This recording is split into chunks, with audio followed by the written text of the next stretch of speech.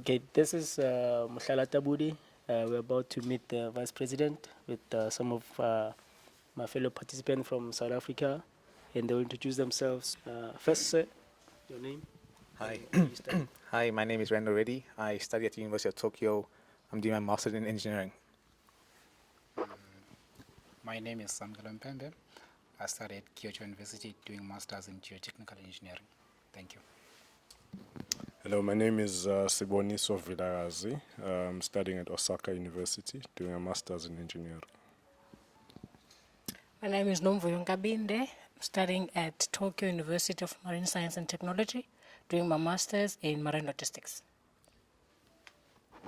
My name is Rorisang Metula. I'm studying at Tokyo University of Marine Science and Technology, also doing masters in marine logistics and engineering. As you can see, I'm the only one, the odd one out amongst these people doing economics.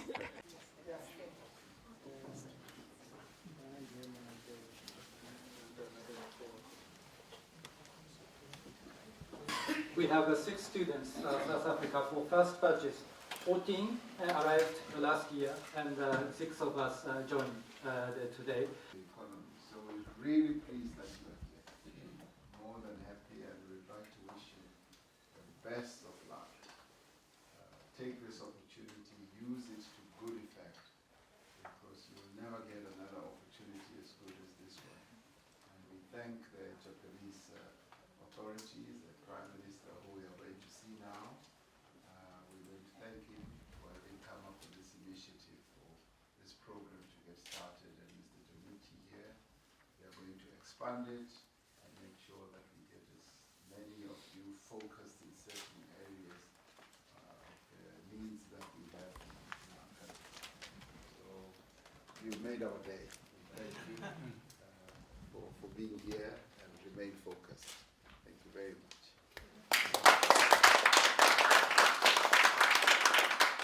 Initiative, and it gives the young people in our country a great opportunity to learn. Some of the really outstanding leaders in our country took up the opportunities to learn overseas, like John Langalibale Dube, Pixley Gaiseme, Sol Plaiki. They went overseas and learned a lot and came back and changed the country. They formed the African National Congress, they developed education in our country, and that is why it is important that all of you take up this opportunity, because more than learning, you come back filled with ideas of how we can develop our country and our economy. So we're very pleased that our partnership with Japan as South Africa has extended to practical areas of cooperation and assistance. So we're taking this up, and we're very glad that we've got bright young people like yourself and the others, and the 49 others who are coming, who have taken this opportunity up to learn and to be educated. And the important thing is that you all want to come back home and work for South Africa's development and future. So that is what makes us happy. Thank you very much. Thank you very much for your Thank time. you. Yes. Thank you. Thank you.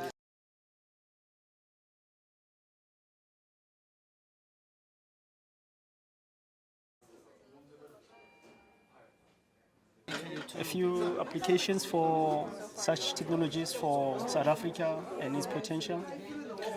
Well, hydrogen energy in general can cover lots of applications, but for South Africa specifically, I personally think that there are 3 very attractive applications. And number 1 is the rural electrification. South Africa doesn't have coverage of the electrical grid through the entire country. Number 2, and I think it's really a good business case, is the telecommunication business. Telecommunication business is growing very fast in sub-Saharan Africa, and there are lots of logistical issues with the supplying of diesel, for example, for diesel generation sets right in the power stations and so forth. So this business potentially can deploy lots of fuel cells. And something very specific for South Africa is a mining sector. Mining sector employs about 1 million people, and direct mining is about 500,000. And as you know, mining sector is very energy intensive. So mining sector needs to save on energy. And for specific South African applications, the cost comes from the ventilation, the so-called air movement in the mines, because mines are very deep, and the cooling of those mines. So the application of other than diesel energy carrier in underground is very attractive. So those three. And your experiences in terms of Japan's advancements in this area, do you think there's something that we can import to South Africa in terms of improving those areas that you've mentioned? Yeah, certainly. I believe that technology in South Africa is hydrogen technology is still in the developing stage. Our program, HISA, that runs and responsible for driving this technology, is only about 5 years old. And we certainly can learn a lot from Japanese R&D activities and products, such as systems, such as catalysts, such as membranes, for example. South Africa currently has energy challenge. So looking at alternative energy sources and technologies is important. And one of those is obviously fuel cells. It's important for us given our huge stock and reserves of platinum. As a major producer of platinum, it means we have a resource that we can use to industrialize. Japan, on the other hand, has extensive experience and is a global leader in fuel cells, R&D and technology. So they're already leaps ahead of us. Now what this opportunity provides for us is to, on the other hand, use Japanese technology and technical know-how on fuel cells development, but on the other hand, use South Africa's huge reserves and resources of platinum to provide energy solutions for not just South Africa, but for the globe, alternative energy sources. So the partnership is important, it's strategic, it's huge, and if we make it work and happen, both countries stand to benefit tremendously. You mentioned and you made quite emphasis about skills development and the area that we need to improve on. Now, what sort of career opportunities are there for young and upcoming South Africans who are still at school in terms of these technologies? Because they're still in the infancy stage for South Africa, and there's lots of opportunities, I think. The career opportunities are limitless.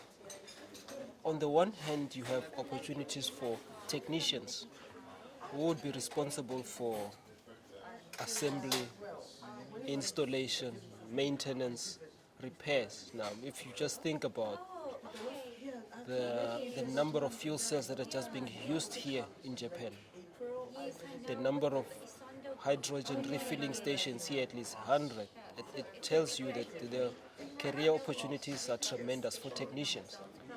On the other hand, the career opportunities are there for scientists, engineers and researchers. But in the middle, you have still huge career opportunities for policymakers and strategy. The hydrogen fuel cell cooperation between South Africa and Japan is actually something that is not yet there. We are initiating the collaboration. We do have a very strong science and technology collaboration between the two countries on life sciences and other areas, but on joint research between the two countries. So now what we're trying to do is with the symposium, we're trying to establish a network of researchers, private sector and academia, where they are able to know about each other and the overview landscape of activities that is taking place between the two countries. So we are hoping that the symposium is a precursor to more engagements that we will have between the two countries, because we want to expand the relationship between South Africa and Japan on science and technology, so that we diversify our also trade relations, because we just want to move away from just doing Japan buying the raw materials, but we want to find a niche area for a market within the African continent that addresses poorer communities and trying to solve societal challenges, and also to solve challenges of the environment at the same time. Then maybe this is not your portfolio, but what are other areas in which South Africa and Japan are collaborating on? We are collaborating, very strong relationship on trade and investment. There's a number of Japanese companies who are based in South Africa, and they've been in South Africa for a very number of years. And so there's one area in the trade and investment, and we are also now working on agriculture. We've got the citrus, the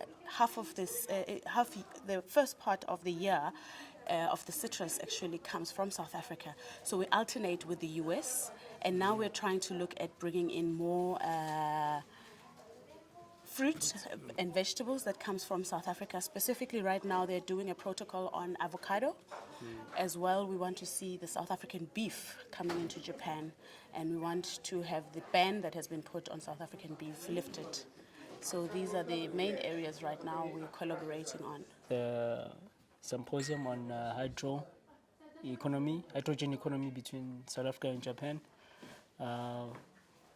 The symposium was mainly to share the developments between the two countries, Japan being more of a developed technology base and South Africa being a developing technology base, and how these two countries have actually progressed within this energy of hydrogen fuel cell technologies.